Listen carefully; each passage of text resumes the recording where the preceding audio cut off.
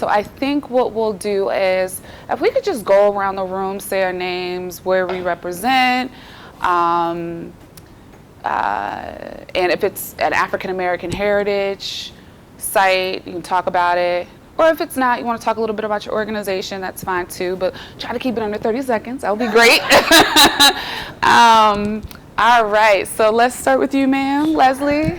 Hi everyone, I'm Leslie Rose. I work at the Sandy Spring Museum in Sandy Spring, Maryland. If you don't know where it is, it's like near Olney or Ashton in the area. So I'm the community programs coordinator there. And the museum, I don't know if it technically qualifies as an African American heritage site.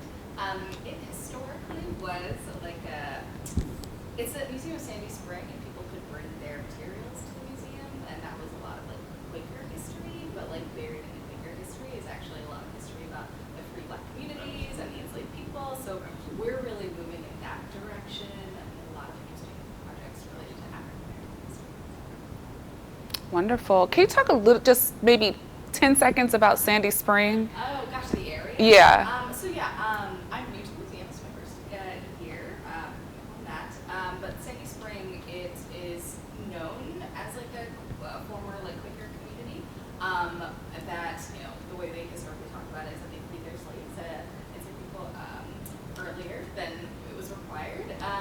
But after that they had a good community of free Blacks living in the area.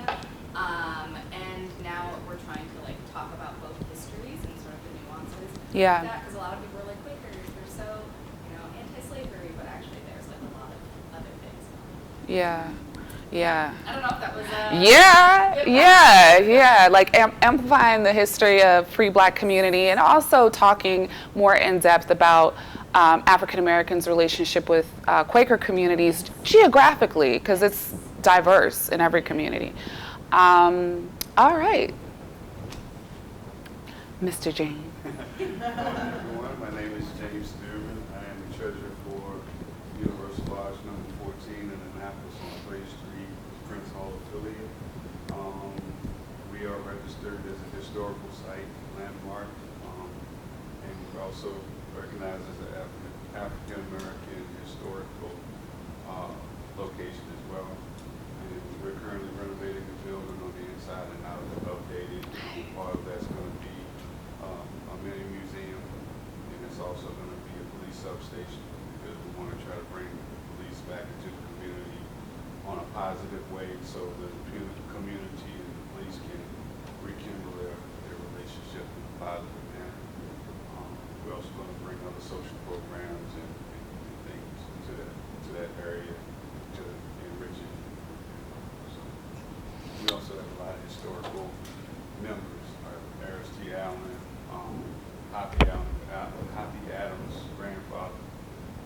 Hoppy Adams was a DJ, a well-known DJ. I'm trying to remember the guy's name off the top of my head, but John Quincy Adams, through his slave, had a grandson. His name is. Did you want to sit down? I'm sorry. Okay. You can come sit down. Yeah, you don't have to, yeah. Oh, no, it's fine. Yeah, we're all family. Yeah. And so there's Moss Academy and Clay Street, and all of that has a lot of historical significance that most people don't realize. In Annapolis. In Annapolis. Yeah. Can you talk really quickly about the history of Clay Street? Because it was it is still an African American annex, but has a very complicated history. Not an atypical history given the African American experience, but you can talk a little bit about that. Back in those days, in the early 40s and 50s and 60s, and even going back further, Clay Street, they called it the Old Fourth Ward, and that was known as the Harlem of Maryland. So all of the affluent people that came to visit, they stayed in the hotels, they ate at the restaurants. There were Black businesses all up and down that area. The homeowners, if you were a homeowner, you lived in that general vicinity. And over time, through gentrification, we lost a great deal of it. and we were also affiliated with Edgewood Road and Cars and Sparrows Beach, which is they had the old Dewdrop Inn. So people like Count Basie and Ella Fitzgerald and Pearl Bailey and some of those other people are always coming there, and people from Washington D.C. and Baltimore would always come and spend the day either down on Clay Street, or they would go to the beach and spend the day there, or stay in the hotel to take partake of those concerts and the shows and everything. So we had had a wonderful time, even though we were, subjected to segregation. People still had a good life in that area. So we want to bring that information back to our younger generations and be able to share with them how significant we once were in that. Very good. Thank you, James. Yeah. Universal Lodge 14. Thank you. We're just doing quick introductions. Yeah. Would you like to introduce yourself, ma'am? Okay. I'm Sandra Solomon. My father was master and past master of Universal 14 of the Masons, and for 45 years I lived in upstate New York near Syracuse. And when I moved back to Annapolis and I saw that building and how it had deteriorated, I approached these gentlemen and I said, okay, this will never go. I said, my father mortgaged our house one time to do something to the Masonic Lodge, and Crownsville State Hospital was in the area. And I can remember they adopted Crownsville State Hospital, and many of my family worked there. And there was a lot more going on than the media portrays. I organized a campaign to keep it from closing Crownsville, and I wasn't successful. And now I'm watching them because they've given it to the county, and it's not going to become a sports center because that's what they're aiming for. And I thought, not as long as I had brought. And these gentlemen know. I said, look, there are grants out there. I know there are, and I will do everything I can to make sure that this place doesn't close. And people said, but you weren't a Mason. I said, my father was. And that's a part of your legacy. That's Right. a big part of my Right. legacy. Right. I'm Sandra Solomon. I'm a retired school psychologist and special ed teacher. It's a really great story. We're going to touch on a little bit about some of those core components of what you're talking about in the presentation. Yes? Hello, I'm Jody Williams. Yes. I'm actually here as a representative for Wells of Water, which is a nonprofit that my sister, Dr. Roshane Allen, actually heads. What she does is she has a nonprofit that has done the historic Rehoboth Church of God on Poplar Grove Street. It's a church that is about 150 years old.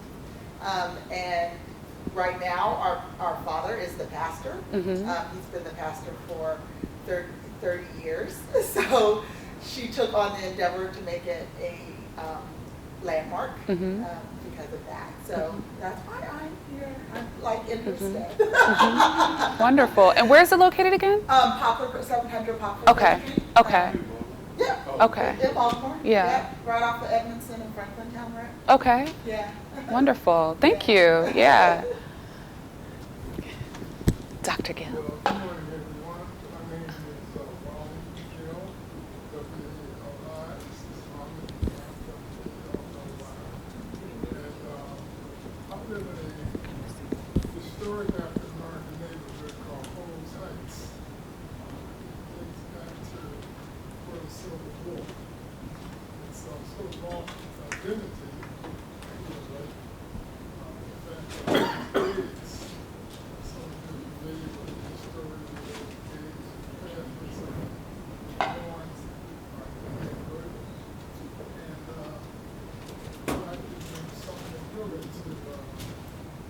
preserve the historic identity of Holy Saints.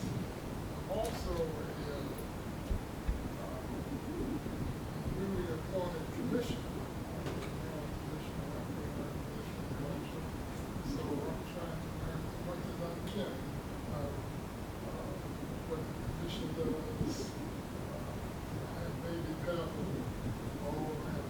And Brother Charles and I were Symposium partners yesterday morning, yesterday afternoon. We didn't have a chance to share the personal information, but I remember how the Adams and then the cause of each person. So James Brown there when I was in high school, and I have fond memories of that. Was my first girlfriend, my teammates. Okay. Shout out to Bates. Awesome. And that's Bates High School is also a legacy center. So they turned it into a museum and legacy center. So many connections. All right, we're just doing quick introductions. If you could say your name and what organization, if you're representing any organization. I'm Mrs. Paulette Duncan, and we're OHS, Oil Historical Society. I'm the Vice President and Mr. President. And we are really renovating the St. James Church, which is an African church where the families came together and they worked. Take it from there. No, you know more than me. Let me tell you, I'm the president now. My name is Lord Gaston, like she said, with the Queens Historical Society. My mom was the president. We had so many, and that now I am really taking over because of her age and my age. And her age is we're trying to get our younger ones to get more involved in the church. Yeah. You know, we have land by the church. We just found out. And there used to be a school on the church.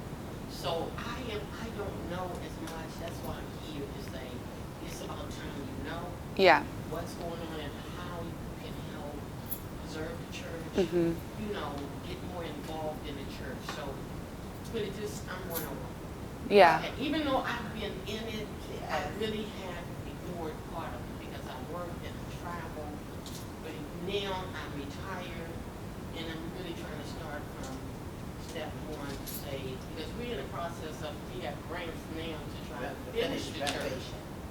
So MHT has helped us out, two young ladies, and we're just trying to do a completed work on it so we can open up the church next year. But I really want to start from step one and read everything I had about my family and to say, what can we do to keep it going? Well, they were the freed slaves. They came to Oreo, and they were entrepreneurs, believe it. I'm one of the wisest, and my grandfather had 12 children, and he had 9 boys. So he was borderman. And then we have what we've connected with is all the families that were there for years and years, which forms the OHS. And we have some families who do our groundwork free, and we have other people who donate to the cause, and then sometimes just go ahead and throw our money in because it has to be done by a certain time. The young people are more educated. They're better apt to handle the grants and the proposals. I still have family in Cambridge. As a matter of fact, my cousin Larry Wise just went back as a psychiatrist there. My cousin Gloria Wise handles she does the taxes free for people.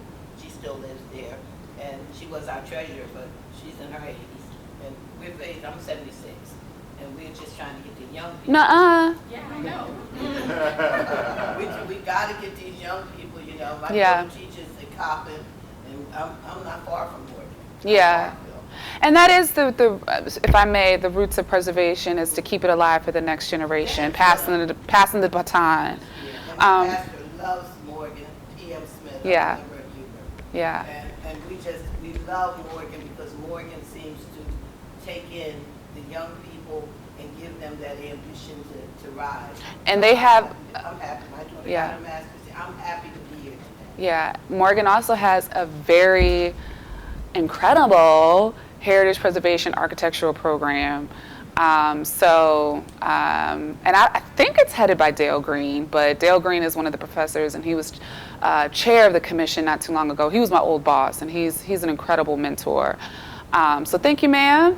And Ms. Keisha, yes, really quickly.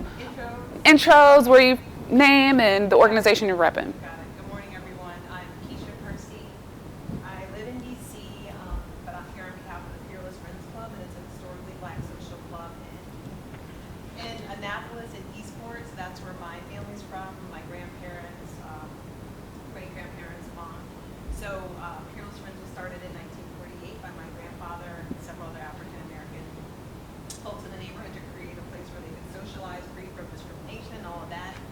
They built it. It's a two-story building, built it by their own hands. And if you know about Fearless, you know it was the place to be. And so over the years, as members have gotten older and transitioned and passed on, membership has declined, and the neighborhood has changed and gentrified, and I'm trying to keep it going. So I've been working on it for the past 2 to 3 years, pretty deliberately, and we're still doing it. We're still trying. So that's why I'm here, just to one, be inspired by other folks that are doing this work, because I feel like I'm a human being, and two, just to get as much information as I can. One of the things I want to jump in with, Fearless Friend is in the Eastport section of Annapolis, and it's a water privileged community. So she's getting all kind of resistance from the enemy for it not to be there, for that history to disappear. So we're going to talk a little bit about that. Thank you for bringing that up, James, because lots of things, right? Heritage preservation, particularly African American heritage preservation, is an act of social activism, right? We're preserving sites that are bedrocks of American democracy, of Black resistant movements, of the anti-slavery movement, of the history of the free Black communities in Maryland. Maryland having the highest population of freed African Americans, but that history isn't necessarily amplified, right? And so preserving these sites touches on so many different things that are important for this generation and the next generation. It's preserving the history of the African American, again, resistance of discrimination, of American democracy, of the collective, of community building, and then also it's also a new way. I would even say it is an innovative model of museum development and preservation. And I say that because historically in the Western world, museums have been tools and houses to preserve the history of white supremacy. Black museums is a relatively new phenomenon, right? Hampton having the first African American repository, technically, in the United States.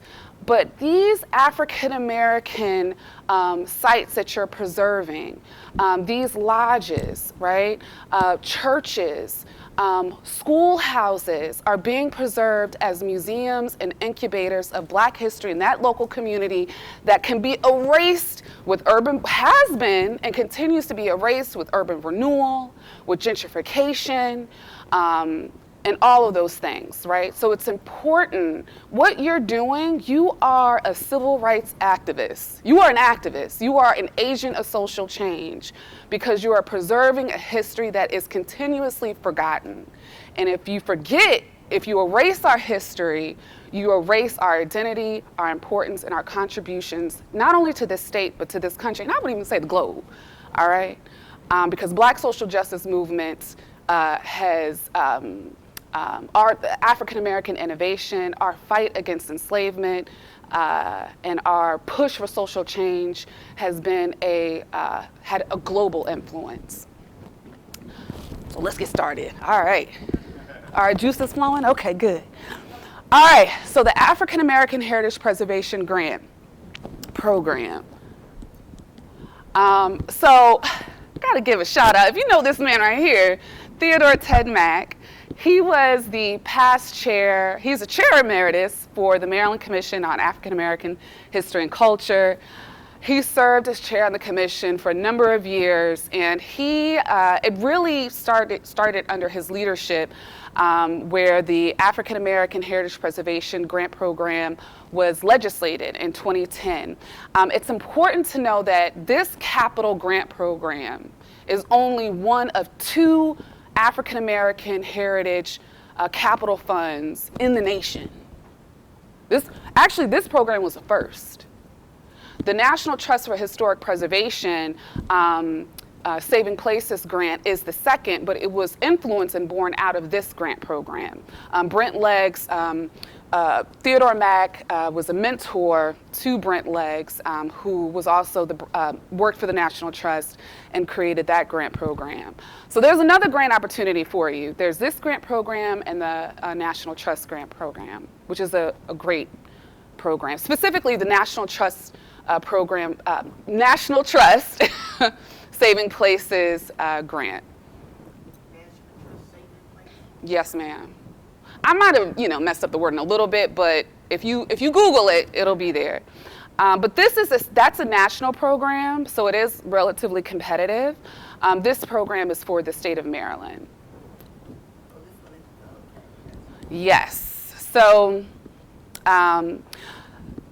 for nearly over 10 years, this program has awarded over $10 million to 115 preservation projects throughout the state. So you can see with these little tiny triangular icons, our goal every year is to spread the grant out. We've only had $1 million. Now for many, $1 million seems like a lot of money, but we get 5 times the amount of applicants who are eligible for the grant program, but we can't award because we only have $1 million. So we really do our best to try to spread it out. We do get a heavy influx of applicants from Baltimore City, but we can't just serve Baltimore City now. What about Western Maryland? You know what I mean? What about Eastern Shore? So it is, in past, it has been a very competitive program. So here are some examples. Shout out to Sandy Spring, Maryland. The Oddfellows Lodge was built in the early 1900s, and it was a civic African-American organization, and it was recently renovated, and it continues to be a multicultural space. So I love this picture because it's important to note that this is a capital preservation program. So we do get applicants who have these one-room schoolhouses or churches, and they're like, I was looking at Architectural Digest, and I saw these beautiful flooring and, really modern and cool, and I'm like, no, that sounds great, but it's important to note that your capital project should bring back the historical integrity of the space.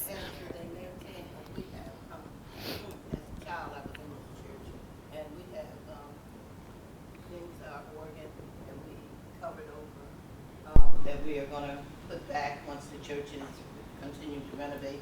We have lights, and what we've done so far with the renovations has been able to preserve some of the things that were in the church over the years. So I love the new architecture and everything, but I'm into saving as much as we can of what was there. How do we know where we're going if we don't know where we've been? Exactly. Good point. Secondly, it's the Kennard High School on the Eastern Shore. This high school was the only African-American high school in Queen Anne's County during the years of segregated schooling, and it was abandoned for about 40 years in the 1970s after integration, and again, it goes back to this legacy, right? We may not have, communities may not have the legacy of generational wealth, but we have our cultural assets that are a part of our legacy, that are a part of our identity, our family legacy, our community legacy, and just as we were talking about this trend of families trying to keep these sites intact and preserved, and as incubators and archives for the Black local community, same with the Kennard High School. It was the alumni who developed a funding group to restore the high school and turn it into a museum and community space for that area. So if you haven't been, it is an incredible space. Incredible. So some eligible activities. So the grant funds acquisition. So if you need to purchase the site, rehabilitation, new construction, also pre-development as part of a capital project. So what I mean by pre-development, like architectural renderings, things like that. Religious properties are eligible, but for exterior work. And so we do not fund religious iconography. So if you needed to restore some stained glass windows, if it has religious iconography in it, it can't be funded. And any work on the interior space not used for religious purposes. So excuse me, take that back. It does fund interior work, but not religious iconography. Some eligible pre-development is recommendations for the constructual project, plans, architectural investigations of the site, design, engineering. We don't do any market research or feasibility studies. Cemeteries are eligible. So if you need to, repair grave markings, if you need to do the geo scan to see if there's any remains on the property, you can do that. We fund that as well. And a cemetery conservation plan. And really what a cemetery conservation plan is there anyone repping any cemeteries? Okay, so a cemetery conservation plan is basically, kind of like a recommendations for preserving the site. So a statement of the state of the property, some of the repairs that need to be done, the history, all of that. So it's almost like, it's basically a plan to sustain and preserve the property for years to come. Kind of like a strategic plan for an organization. What has gotten into some of the, all of our families are buried here. The water has gotten into, what was it, the graves? The graves, because they're underground because it's water, they're by the water. Some of the water have gotten in, so we had them suck that out on top of the ceiling. And the road to the grave site where the COVID have broken. So that's what we're trying to get ready to do now. We're gonna have the repairs, because we're gonna have somebody donate by the COVID, but the repairs the state would charge us like $675 to do the work with the COVID. Right. So let's talk after this about your plan. And be sure to confirm ownership. This is for all of the applications. Eligible applicants are nonprofits, local governments, state and federal agency, business entities, and private individuals. So it's pretty broad. Landscaping, paying for staff, certain maintenance, research, temporary exhibitions, and work that you can't bid. So if you get like a family member or a close friend to do the work, you still have to go through a bidding process. It's important to note that this is for construction-related projects, not programs and operations.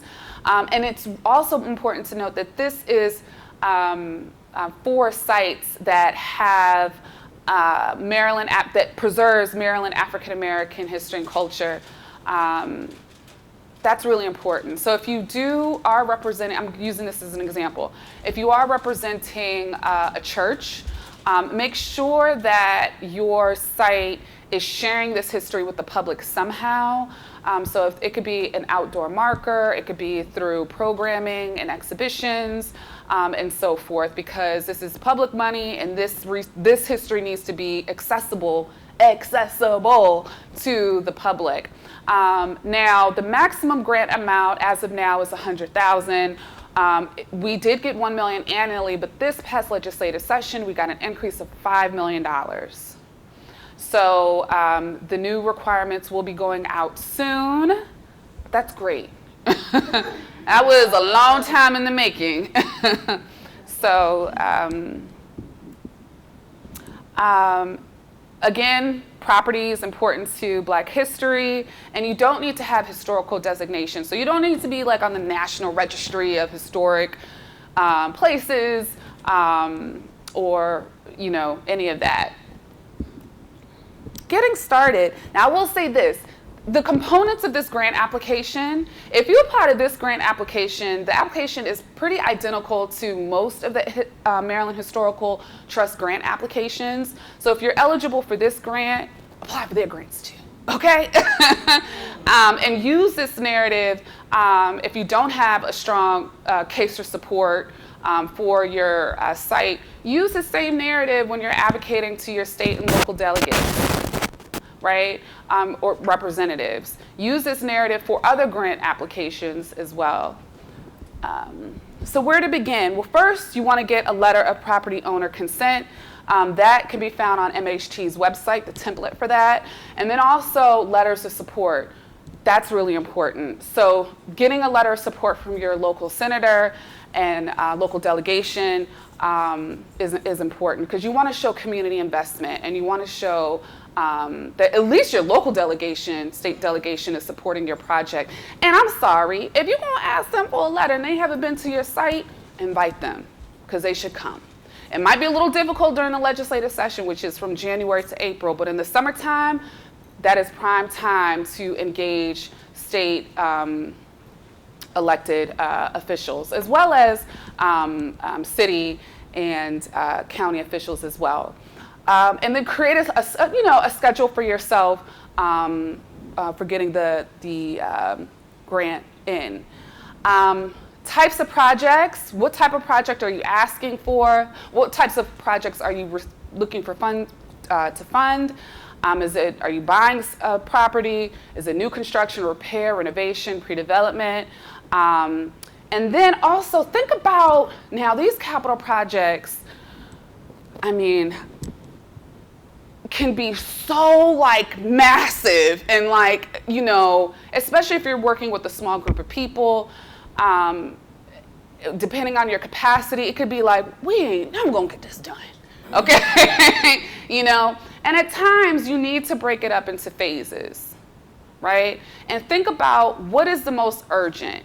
So you may want to have this beautiful exhibition space, but if the roof is falling down, caving in, you need to focus on what's the most urgent.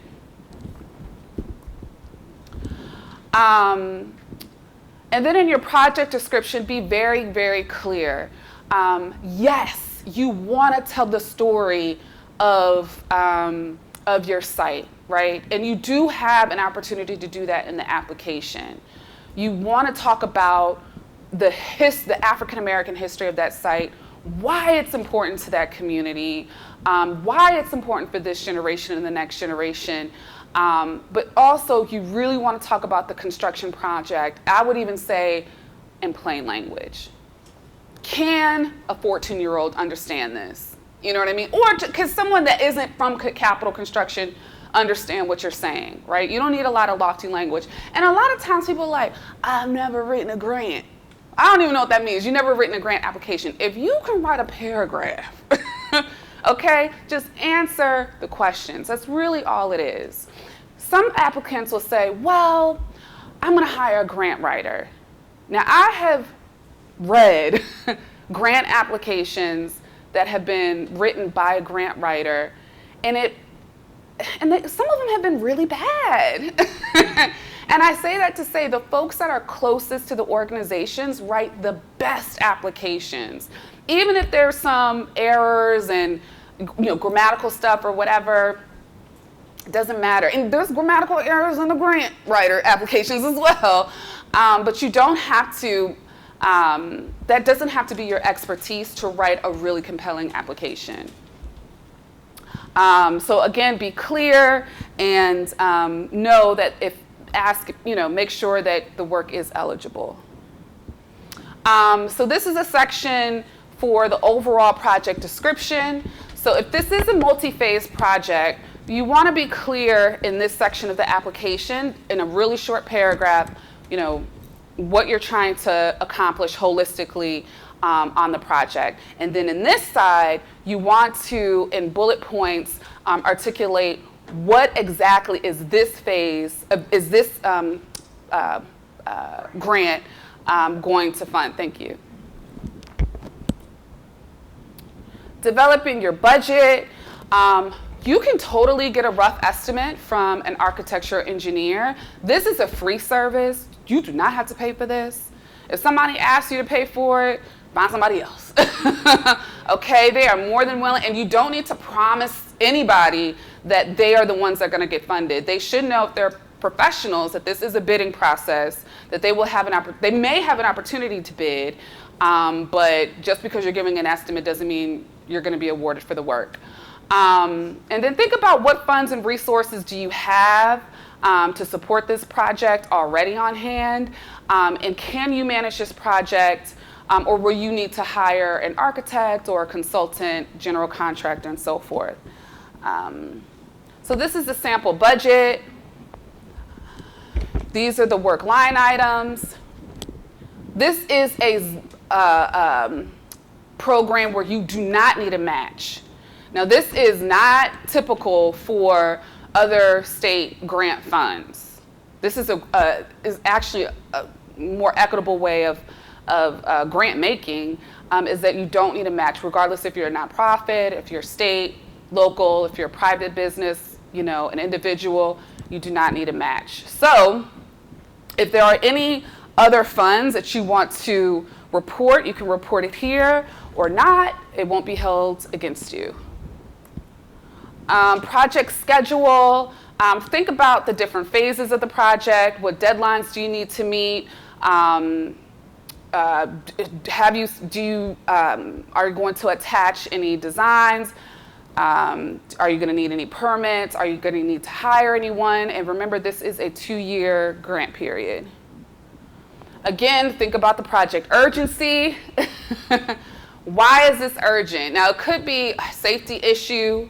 We need to make the site more ADA compliant. Or it could be because of a historic anniversary that you're trying to meet. You can say, there are no other museums in the area. There are no other African American cultural assets in the area. That's also a call and community need. So, grant administration. Typically, the grant is due on July 1st, and the grant awards are announced in December. That's when you'll get your grant agreement. And in between January and April, you'll meet with your grants coordinator, and right around spring, you should be beginning your project. So it's like a year process from when you submit the grant to when you actually start the project. If there are any easements on the property, the Maryland Historical Trust will let you know. What is an easement? It's typically a legal contract between Maryland Historical Trust and the owner, so they should have that on file. And it's also recorded in local land records. I'm going to skip that part for the sake of time. So I've actually, working for another agency, have gone through this grant process, so I know what it's like really, from a grantee perspective. But basically, before you start the work, you need to know that all of the work before you sign anything, needs to be approved by MHT before construction. The grant money doesn't go directly to the contractor, it goes directly to the organization, so you are responsible for paying the contractors. And it's also important to note that you still have to go through the bidding process. So some things to remember. Most importantly, the significance of the project, the significance of the history, your urgency. The grant reviewers really want to see if you have a good handle on the project design, the budget, the phases of work if that's necessary, that you have a solid project team. It could be a consultant, it could be a community group. You don't have to be an expert in construction to be the point of contact, the project lead of this project, okay? So just keep that in mind. So you may need to hire out or include in your budget consultants to support that work. And then also the public benefit. How is your program project going to be accessible to the public? How is this history going to be accessible and shared with the public? Special initiatives. So every year, the Maryland Commission on African American History and Culture adopts a SOLAS theme, annual theme, which is the National Black History theme. There will be a question on the application on how does your site connect to a SOLAS national theme. Some applicants completely disregard that question. Answer the question. Okay? In 2023, the theme will be Black Resistance. From what I've been hearing, all of the sites ties into Black Resistance, right? So how is your site preserving the history of Black resistance in Maryland? So answer that question authentically. Tips for a successful application. Does your site encapsulate the goals of the commission, the MHT, which is basically preserving history, right? And how will your property be sustained into the future? Meaning, is it a volunteer-based organization? Are you doing, do you have a staff? Will you be hiring people in the future? Things like that. And then also you want to demonstrate local support, and that typically comes from your letters of support, right? You can get a letter of support from Visit Annapolis, using an example, local schools, your mayor, your state delegation. Make sure you review the grant guidelines. I would recommend, as you're answering the questions, have the grant guidelines next to you because they go through every single question and how to answer it, and give clear and concise responses. And really, this is the fundamentals for just writing a successful application. These reviewers are reading multiple applications in a day, right?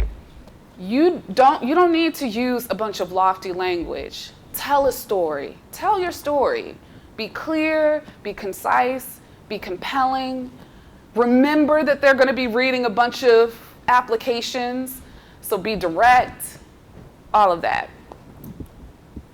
The online resources you can find online on MHT's portal. Grant guidelines, there's also an instructional video about the application process, sample budgets, property consent forms, some other capital funding.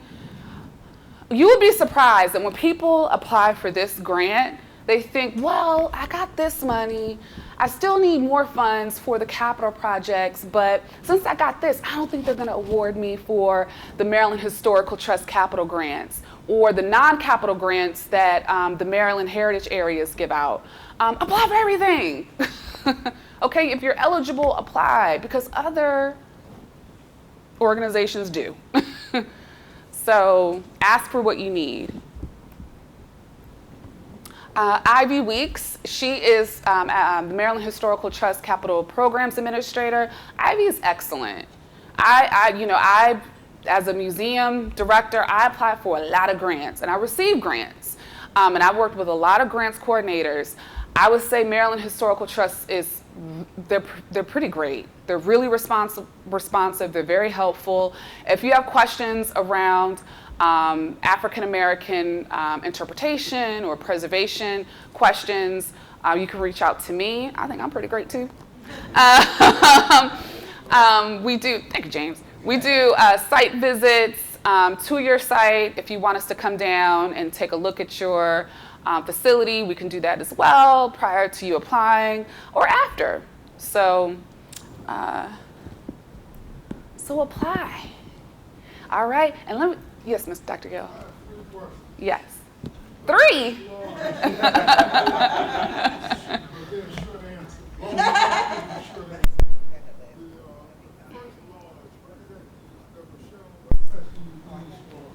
Oddfellow? Oh, it's a multicultural space. So basically the same way they're using it in the same functions when they first opened it in the 1920s. And one of the people who use the space a lot is called Amazing Theater. It's African American. They do like theatrical plays based on African American history. So they had one on like Banneker-Douglass-Tubman a couple years ago. Something else coming up about Frederick Douglass, but they use it a lot. In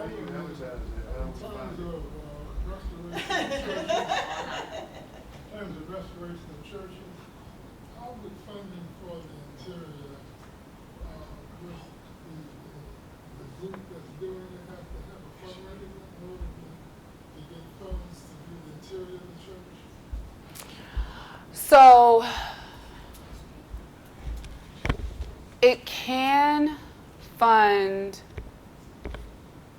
interior as far as if it's roofing issues like interior exterior implications.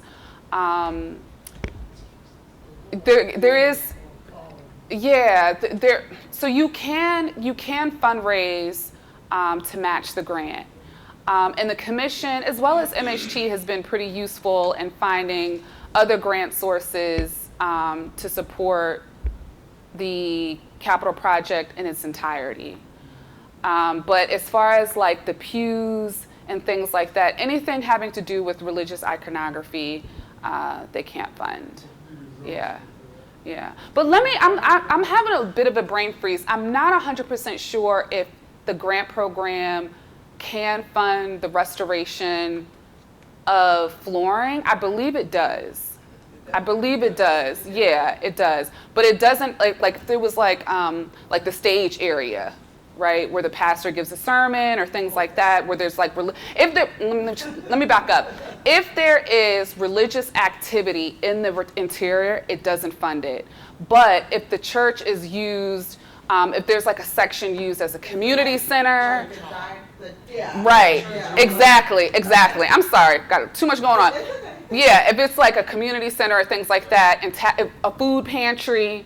I can't think of the name of the church, but they've applied to restore the elevator going to their food pantry. You can apply for that. But the sanctuary part, it doesn't fund.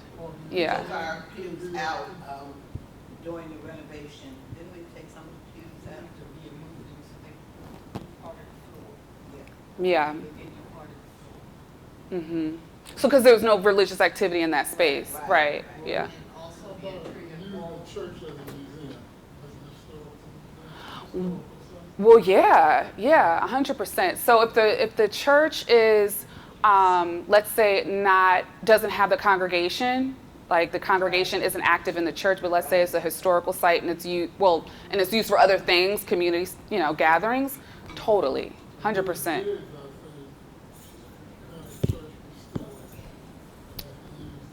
Was it Asbury? Was it on Eastern Shore? Was it Eastern Shore? Oh, because Bois-Diggs is like Baltimore County, right? I'm not familiar with the church. I can't think of the church, but yes, that is eligible. He said it will begin when the paperwork is completed. Whether the paperwork is completed or when the grant application is approved. When it's approved. Yeah. And that's really important. If you start the work before the application is approved, it will not get funded. This is not a reimbursable grant. So that's important to note. Slide says paperwork completed. After the grant is awarded, the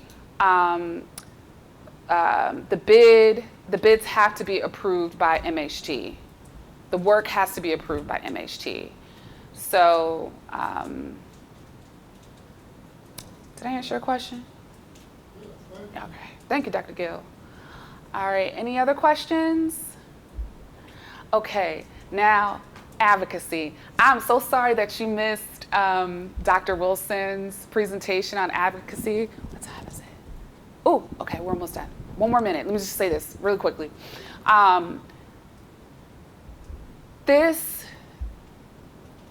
Who has gone through the legislative session? Raise your hand.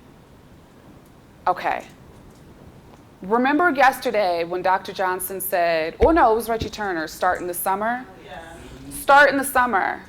Every year, you should be engaging your state elected officials, the mayor, your city council people. They should be coming to your events.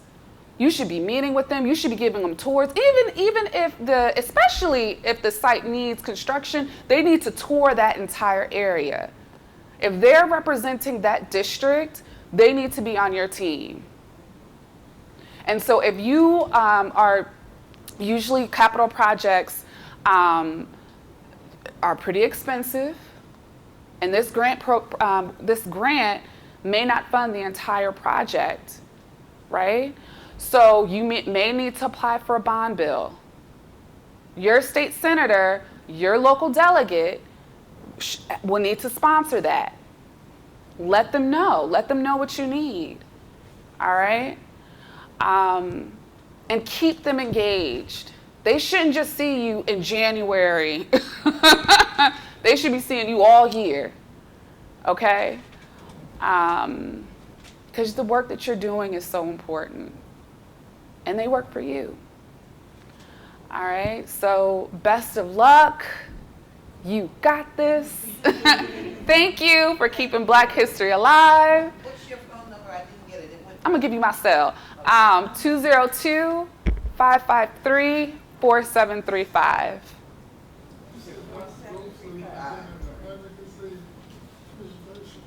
Right next door. Mm-hmm. But you work with her. You can just call on the phone. Tell her to do it all over again.